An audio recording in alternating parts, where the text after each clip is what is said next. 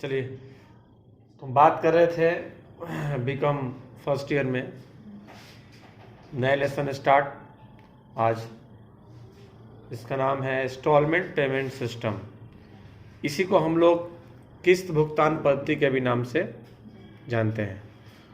और जो आपका लेसन ख़त्म हुआ पहले, उसका नाम है किराया क्रय पद्धति। उसको कहते हैं हायर परचेज सिस्टम।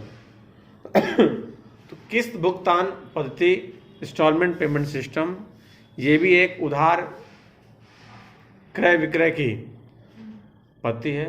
माने कि बिजनेस में जो बड़ी बड़ी जो मशीनें बेचना है, कारें बेचनी है, मोबाइल बेचना है या अदरवाइज फ्रीज है, इन सभी चीज़ों को जब बेचा जाएगा बाकी में उधारों में, तो उसके लिए हम उस पैसे को एक बार में ना लेके इंस्टॉलमेंट में लेंगे। इसमें क्रेता और विक्रेता, परचेजर और सेलर के बीच में इंस्टॉलमेंट पेमेंट सिस्टम्स के अकॉर्डिंग एक एग्रीमेंट होगा और उसी एग्रीमेंट्स के अकॉर्डिंग सारे के सारे इंस्टॉलमेंट का पेमेंट होगा, इंटरेस्ट का रेट होगा और डिप्रिसिएशन का भी इसमें रेट होगा। इसमें इस सिस्टम में, इस पद्धति में, इंस्टॉलमेंट पेमेंट सिस्टम में, जब विक्रेता क्रेता को सामान को सौंप देगा, डिलीवर कर देगा, एग्रीमेंट के अकॉर्डिंग विक्रेता क्रेता को सामान सौंप देगा। जैसे हम लोग मान लीजिए क्रेता है, कैसे सामान लिए इंस्टॉलमेंट पेमेंट सिस्टम पे, वो हमको सामान इंस्टॉलमेंट पेमेंट सिस्टम्स के अकॉर्डिंग टोटल एग्रीमेंट हो गया, सामान सौंप देता है। जैसे सामान हमारे यहाँ दुकानों में, घरों में आ जाएगा, उस दिन से, या फैक्ट्रियों में उस दिन से उस संपत्ति के, उस एसेट्स के मालिक हम लोग कहलाएंगे। उसी दिन से मालिक हो गए। डाउन पेमेंट किए या नहीं किए, पहला इंस्टॉलमेंट दिए या ना दिए, उसी दिन से हम मालिक हो गए।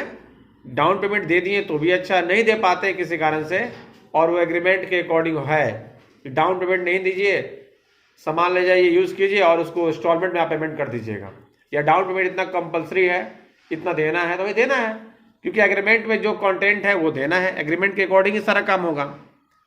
तो एग्रीमेंट में अगर इस बात की चर्चा है कि डाउन पेमेंट देना है, हम दे दिए और सामान लेके अपने यहाँ हम लोग क्रेता हैं लेके चले आए, तो उस दिन से ही क्या होगा, उस संपत्ति के हम ऑनर कहलाएंगे, मालिक कहलाएंगे। लेकिन installment payment system, hire purchase system में ऐसा नहीं है।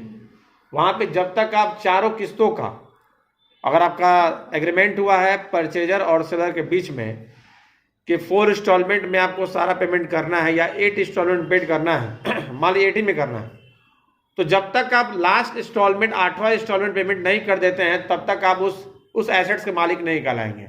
लेकिन जो लेसन आज स्टार्ट हो रहा है इंस्टॉलमेंट पेमेंट सिस्टम, इसमें ऐसा नहीं है।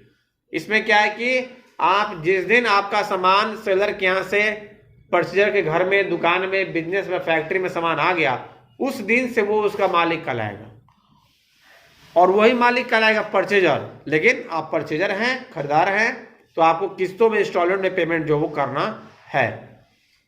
हायर परचेज में क्या था कि अगर क्रेता सामानों का किस्तों का भुगतान नहीं कर पाता था, तो वो सामान को क्या करेगा, लेके चला जाएगा, जब्त कर लेगा, सीज कर लेगा, जो कल के प्रश्न में हम लोगों ने देखा।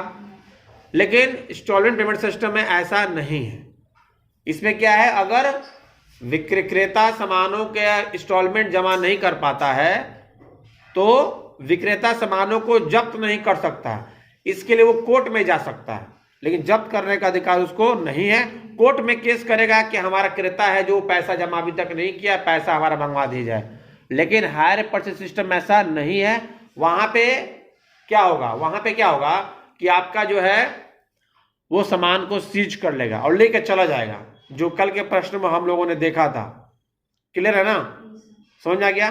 तो इंस्टॉलमेंट पेमेंट सिस्टम भी एक उधार विक्रय और क्रय की एक पद्धति है, जिसके अंतर्गत किस्तों में राशि को चुकाया जाता है। इसमें वही अंतर जो मैंने बताया कि आपको अगर क्रेता जो है किस्तों को भुगतान नहीं कर पाता है, तो विक्रेता संपत्तियों को सीज नहीं कर सकता है, उसके लिए वो कोर्ट मुकदमा करेगा किस्त का भुगतान प्राप्त करने के लिए। ठीक है, चलो समझ आ गया। आगे जो एंट्री है उसको देखा जाए।